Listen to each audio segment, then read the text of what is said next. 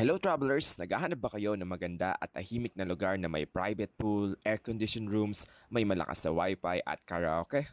Kung oo, tara, samahan niyo ako at puntahan natin ang napakagandang lugar ng Whippy's White House na matatagpuan sa probinsya ng Pampanga.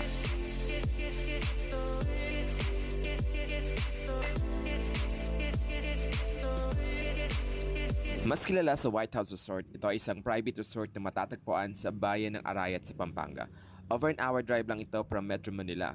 Ito ay isang magandang lugar para sa inyong staycation, family reunion, team building, birthday at kung ano-ano pang espesyal na okasyon. May 4 na private villas ang Whippy's White House. Ito ang White House kung saan kaya nitong accommodate up to 30 packs.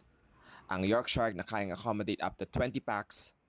Ang Somerset Villas na kayang accommodate up to 30 packs. At ang Whitby Villa kung saan kami nagstay.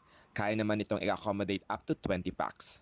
Bawat villa ay may private pool, air-conditioned rooms, kitchen, refrigerator, TV with Netflix, parking, grilling, at dining area. At syempre, hindi mawawala ang karaoke.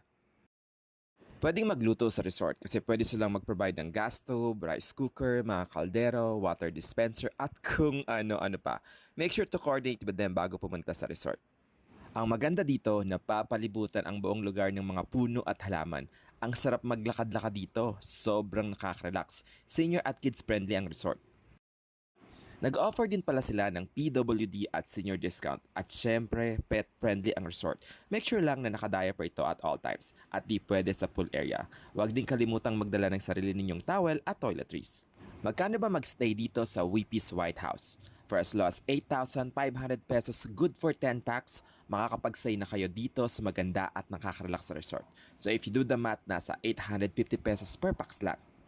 So kung naghahanap kayo ng magandang resort na malapit sa Metro Manila, may mga air-conditioned rooms at private pool, consider staying at Whippy's White House. So this is the end of my story. Enjoy and happy traveling!